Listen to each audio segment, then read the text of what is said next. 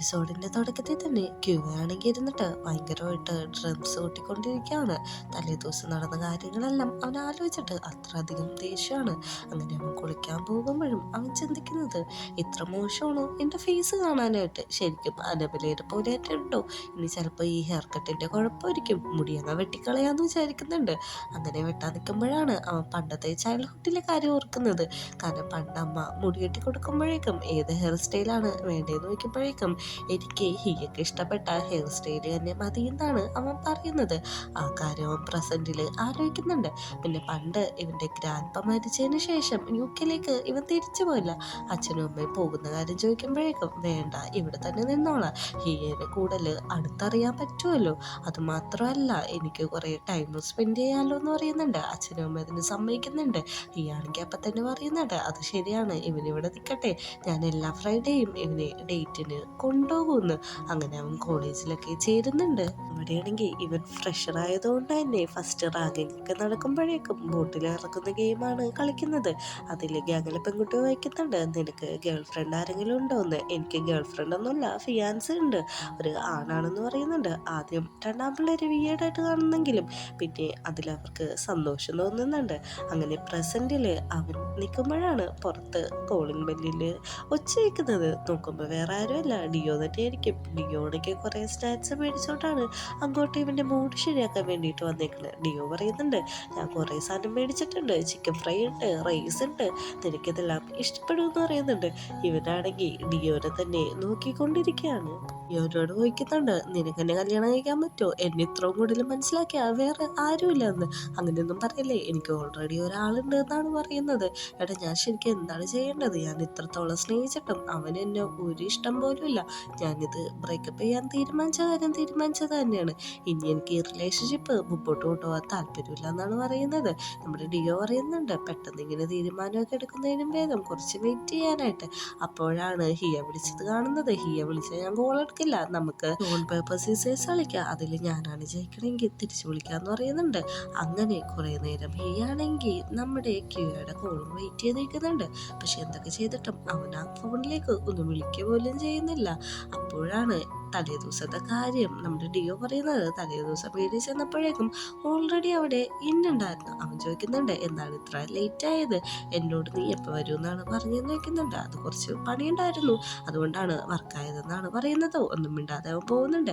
ആ കാര്യം പ്രസന്റിൽ നമ്മുടെ ക്യൂവിനോട് പറയുന്നുണ്ട്, ഇന്നലെ ഞാൻ പേടിച്ചു പോയടാന്നൊക്കെ. എന്നിട്ട് ചോദിക്കുന്നുണ്ട്, നിങ്ങൾ തമ്മിൽ ആ രീതിയിൽ എന്തെങ്കിലും നടന്നിട്ടുണ്ടോ എന്ന് ചോദിക്കുമ്പോൾ ഇല്ല എന്നാണ് പറയുന്നത്. നിങ്ങൾ തമ്മിൽ ഉണ്ടോ എന്ന് ചോദിക്കുമ്പോഴും ഇല്ല എന്നാണ് പറയുന്നത്. അവൻ്റെ അടുത്ത് പോലെ ഇരുന്നിട്ടില്ല, അതുകൊണ്ട് ഈ ഫോട്ടോസൊക്കെ നീ ഒന്ന് നോക്ക്, ഞാൻ എഡിറ്റ് ചെയ്ത് വെട്ടി ഒട്ടിച്ച് വെച്ചേക്കാണ്. ഇതിൽ ക്യൂട്ടായിട്ടുള്ളത് ഒരു ബാത്തബ് ഫോട്ടോ ഉണ്ട്, എനിക്കിത് ഭയങ്കരമായിട്ട് ചിരി വന്നൊരു സീനാണ്. അങ്ങനെ ഒരു ദിവസം ഇവര് വാക്കിന് പോയപ്പോഴേക്കും ജസ്റ്റ് നമ്മുടെ ക്യൂ ഒന്ന് കാലേറ്റി വീഴാൻ പോയി. കാലേറ്റി വീഴാൻ പോകുമ്പോഴേക്കും ഹിയ പിടിക്കുന്നുണ്ട്. ഭയങ്കര ക്ലോസ് ആയിട്ടാണ് അവർ നിൽക്കുന്നത്.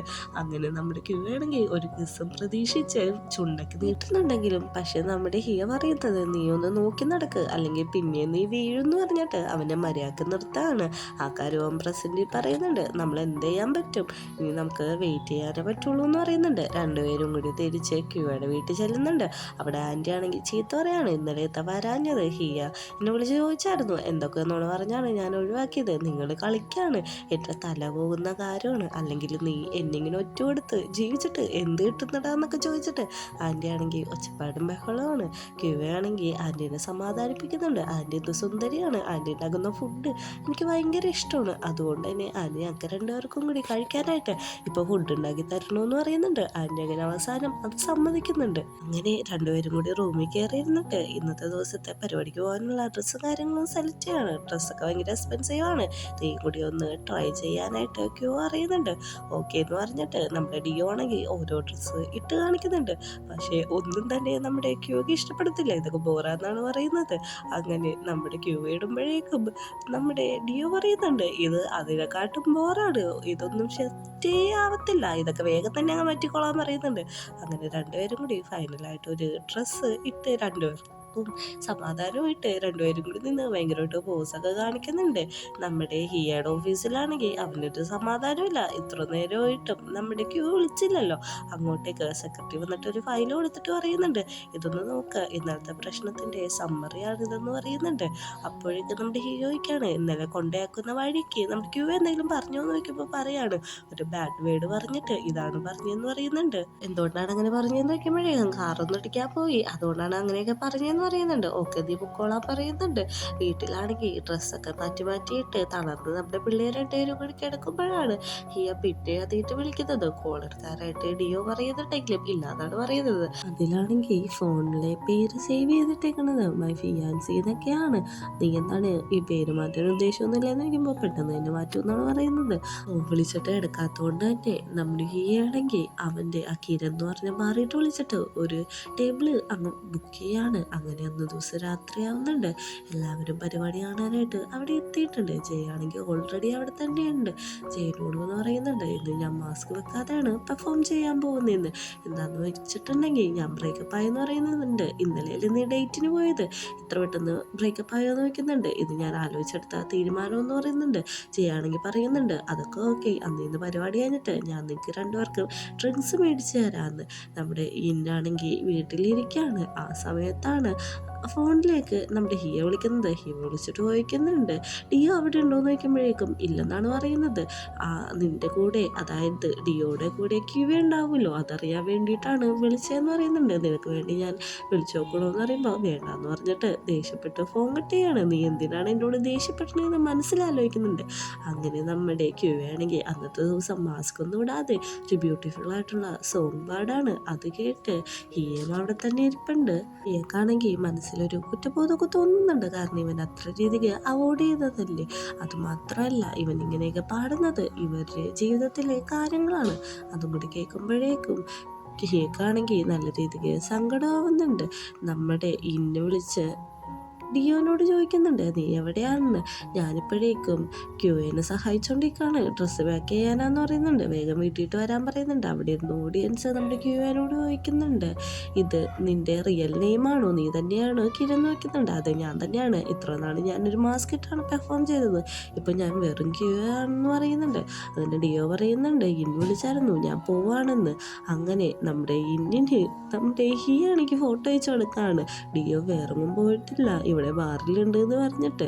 ആ ഫോട്ടോ കാണുമ്പോഴാണെങ്കിൽ ഇന്നിന് നല്ല രീതിക്ക് ദേഷ്യം വരാണ്. കാരണം അവനോട് കള്ളം പറഞ്ഞിട്ടാണല്ലോ ഇങ്ങനെയൊക്കെ അവൻ പോകുന്നത്. നീ എന്നോട് കള്ളം പറയാൻ എത്ര ആയോ എന്ന് അവൻ സ്വയം ചോദിച്ച് ദേഷ്യത്തിൽ അവൻ ബാറിലേക്ക് പോവുകയാണ്. സീനിലാണെങ്കിൽ നമ്മുടെ ഡിയോ വന്നിട്ട് പറയാണ്, ഇന്ന് മെസ്സേജ് അയച്ചായിരുന്നു, എനിക്കിന്ന് നിൽക്കാൻ പറ്റില്ല, നമുക്ക് രണ്ടുപേർക്ക് വീട്ടിൽ പോകാമെന്ന് പറയുന്നുണ്ട്. അവൻ ഓഫർ ചെയ്തതല്ലേ, എങ്ങനെയാണ് പോവാന്ന് ചോദിക്കുന്നുണ്ട്. എനിക്ക് നിന്നെ ഇവിടെ ഒറ്റയ്ക്ക് നിർത്തി പോകാനായിട്ട് പേടിയാണെന്നാണ് ഡിയോ പറയുന്നത്. ജയവെന്ന് പറയുന്നുണ്ട്, സാരില്ല, ഞാനുണ്ടല്ലോ, ഞാൻ ടേക്ക് കെയർ ചെയ്തോളാം, നീ ഒന്നുകൊണ്ടും പേടിക്കണ്ടെന്ന്. അങ്ങനെ നമ്മുടെ ഡിയോ വീട്ടിലേക്ക് പോകാനായിട്ട് ഇറങ്ങുന്ന കൃത്യസമയത്ത് തന്നെയാണ് അങ്ങോട്ട് വരുന്നത്. വന്നിട്ട് ചോദിക്കുന്നുണ്ട്, നീ എന്നോട് കള്ളം പറയാനും തുടങ്ങിയില്ലേ, നിനക്ക് എങ്ങനെയാണ് എന്നോട് കള്ളം പറയാൻ സാധിക്കുന്നതെന്ന് ചോദിക്കുന്നുണ്ട്. അത് മനഃപൂർവ്വമല്ല, ഞാൻ അങ്ങനെ പറഞ്ഞു പോയതാന്ന് എക്സ്പ്ലെയിൻ പറയുന്നുണ്ട്. എന്തൊക്കെ പറഞ്ഞിട്ടും ഇന്നാണെങ്കിൽ സമാധാനമൊന്നുമില്ല. അവൻ ദേഷ്യപ്പെട്ട് തന്നെ സംസാരിച്ചുകൊണ്ടിരിക്കുകയാണ്. അങ്ങനെ ഇരിക്കെ ഡിയോ അവൻ്റെ അവസാനത്തെ അടവ് പുറത്തെടുക്കാണ്. അവൻ നന്നായിട്ട് കരയുന്നുണ്ട്. ശരിക്കും അവൻ ഫീൽ ചെയ്തിട്ടാണ് അവിടെ നിന്ന് കരയുന്നത്. ഇത് കണ്ട ഇന്നു പറയുന്നുണ്ട്, നീ കരയണ്ട, നമുക്ക് എന്താന്ന് വെച്ചിട്ടുണ്ടെങ്കിൽ വീട്ടിൽ പോയി സംസാരിക്കാം, വണ്ടി കയറാൻ പറയുന്നുണ്ട്. അങ്ങനെ രണ്ടുപേരും കൂടി അവിടുന്ന് വീട്ടിലേക്ക് പോവുകയാണ്. നമ്മുടെ ക്യൂവാണെങ്കിൽ ജയൻ്റെ ഒപ്പം നല്ല രീതിക്ക് ഡ്രിങ്ക്സ് ഒക്കെ അടിച്ച് പാർട്ടി എൻജോയ് ചെയ്തുകൊണ്ടിരിക്കുകയാണ്. ഇനി എനിക്കൊരു മടക്ക് പോക്കില്ല, ഞാൻ വെറും ക്യൂവ എന്നൊക്കെ പറഞ്ഞു ബോധമില്ലാതെ സംസാരിച്ചുകൊണ്ടിരിക്കുകയാണ്. ഇതെല്ലാം മാറി നിന്നിട്ട് നമ്മുടെ ഹിയാണെങ്കിൽ കേൾക്കുന്നുണ്ട്. അങ്ങനെ നമ്മുടെ ക്യൂവ ബാറിൽ വെച്ചിട്ട് നല്ല രീതിക്ക് ഡാൻസൊക്കെ കളിക്കുമ്പോഴേക്കും ഒരാൾ വന്ന് വയ്ക്കുന്നുണ്ട്, എൻ്റെ ഇപ്പം ഡാൻസ് കളിക്കാമോ എന്ന്. അതിനിപ്പോൾ എന്താ കളിക്കാമെന്നാണ് അറിയുന്നത്. പക്ഷേ അവർ ഡാൻസ് കളിച്ച് തുടങ്ങുമ്പോൾ അയാളുടെ ഹാൻഡ്സ് ഭയങ്കര ബാഡായിട്ടുള്ള രീതിയിലാണ് ക്യൂവയുടെ മേത്തൊക്കെ ടച്ച് ചെയ്യുന്നത്. ഇത് കാണുന്ന ക്യൂവാണെങ്കിൽ ചെറുതായിട്ട് പാനിക്കാവുന്നുണ്ട്. അവൻ എന്ത് ചെയ്യണമെന്ന് അറിയില്ല. അവൻ്റെ ഹിപ്പിൽ ഇങ്ങനെ പിടിക്കാൻ പോകുമ്പോൾ തന്നെ അങ്ങോട്ടേക്ക് ഹിയ വന്നിട്ട് കൈവലിച്ച് മാറ്റാണ്. പെട്ടെന്ന് തന്നെ നമ്മുടെ ക്യൂ അറിയുന്നുണ്ട്, ആ നിന്നെ കാണാൻ ശരിക്കും ഹിയേനെ പോലെയുണ്ട്, പക്ഷെ നീ ഹിയല്ല, കൊണ്ടുപോകല്ലെന്ന് എനിക്കറിയാം. ഒരാളെ പോലെ 7 പേര് കാണുമല്ലോ. അത് മാത്രമല്ല നീ എന്താ ഇവിടെ എന്നൊക്കെ ചോദിക്കുന്നുണ്ട്. ഈയാണെങ്കിൽ പാന്നൊക്കെ വീട്ടിൽ പോവാന്ന് പറഞ്ഞിട്ട് നീ ആരാന്ന് പോലും എനിക്കറിയില്ല. നിന്റെ അപ്പം ഞാൻ എന്തിനാണ് വീട്ടിട്ട് വന്നത്? പക്ഷെ നിന്റെ ഫേസ് കാണാനായിട്ട് എൻ്റെ ഹിയയുടെ ഫേസ് പോലെ ഉണ്ടെന്ന് പറയുന്നുണ്ട്. ഇവനിങ്ങനെ പിച്ചുമ്പയി പറയുന്നത് കേട്ടിട്ട് നമ്മുടെ ഹിയാണെങ്കിൽ അവനെയും പിടിച്ച് പുറത്തേക്ക് വരാണ്. നീ ആരാണ്? എങ്ങോട്ടാണ് എന്നെ കൊണ്ടുപോകുന്നത്? ഇങ്ങനെ സ്ട്രേഞ്ചേഴ്സിനെയൊക്കെ കൊണ്ടുപോകാനായിട്ട് നിനക്ക് നാണമില്ലേ എന്നാണ് ചോദിക്കുന്നത്. പെട്ടെന്ന് നമ്മുടെ ഹിയാണെങ്കിൽ അവൻ്റെ ക്ലോസ് ആയിട്ട് വന്നിട്ട് പറയുന്നുണ്ട്, നീ എന്താണ് ഇങ്ങനെ ബോധമില്ലാതെയൊക്കെ സംസാരിക്കുന്ന അനബല്യെന്ന് ചോദിക്കുന്നുണ്ട്. നീ എന്നെ അനബല്യെന്നാണോ വിളിച്ചതെന്നും കൂടി ചോദിക്കുന്നുണ്ട്. അങ്ങനെ സെക്രട്ടറി നമ്മുടെ ഹിയയും കൂടി കിയേനെയാണെങ്കിൽ വലിച്ചു പിടിച്ചാണ് കാറിൽ കയറ്റുന്നത്. പോകുന്ന വഴി പറയുന്നുണ്ട്, നീ എന്തിനാടാ എന്നെ കൊണ്ടുപോകുന്നത്? നീ ഞാനായിട്ട് യാതൊരു ബന്ധമില്ലല്ലോ എന്ന് അറിയുന്നുണ്ട്. എന്തായാലും കൊണ്ടുപോകാനല്ലേ എൻ്റെ സീക്രട്ട് ഹൗസിട്ട് എന്നെ കൊണ്ടുപോയിക്കോളാന്ന് അറിയുന്നുണ്ട്. ഹിയാണെങ്കിൽ ഈ സീക്രട്ട് ഹൗസോ അതെവിടെയാന്ന് ചോദിക്കുന്നുണ്ട്. അതേ ഫോണിൽ മാപ്പ് ഉണ്ടല്ലോ അത് നോക്കി പോവാൻ പറയുന്നുണ്ട്. അപ്പോഴാണ് ഹിയക്ക് തന്നെ മനസ്സിലാവുന്നത് അങ്ങനത്തെ ഒരു വീടുണ്ടെന്ന്. സെക്രട്ടറിൻ്റെ കൊടുത്തിട്ട് അങ്ങോട്ട് പോകാനാണ് പറയുന്നത്. പെട്ടെന്ന് തന്നെ നമ്മുടെ ഹിയാണെങ്കിൽ ഹിയയുടെ മേത്തേക്ക് വീഴുന്നുണ്ട്. റിങ്ങാണെന്ന് അവൻ ചോദിക്കുന്നുണ്ട്. ഇതെൻ്റെ ഹിയയുടെ റിങ് പോലെ ഉണ്ടല്ലോ. ഒരുപക്ഷെ നീ ഹിയാണെങ്കിൽ എന്നെ ഒന്ന് സ്നേഹിക്കാൻ പാടില്ലേ? നിന്റെ ലാളനക്കായിട്ട് ഞാൻ ഒത്തിരി കൊതിക്കുന്നുണ്ട്. നിന്റെ ഒപ്പം ടൈം സ്പെൻഡ് ചെയ്യണമെന്നാണ് എൻ്റെ ഏറ്റവും വലിയ ആഗ്രഹം. നിനക്കിതൊക്കെ അറിയുമെന്ന് വെച്ച് കരയുന്നുണ്ട്. ഇത് കാണുന്ന ഹിയാണെങ്കിൽ നമ്മുടെ കിയനെ പിടിച്ച് കിസ് ചെയ്യാണ്. ഈ ഒരു സീൻ കാണിച്ചിട്ടാണ് രണ്ടാമത്തെ എപ്പിസോഡ് അവസാനിക്കുന്നത്.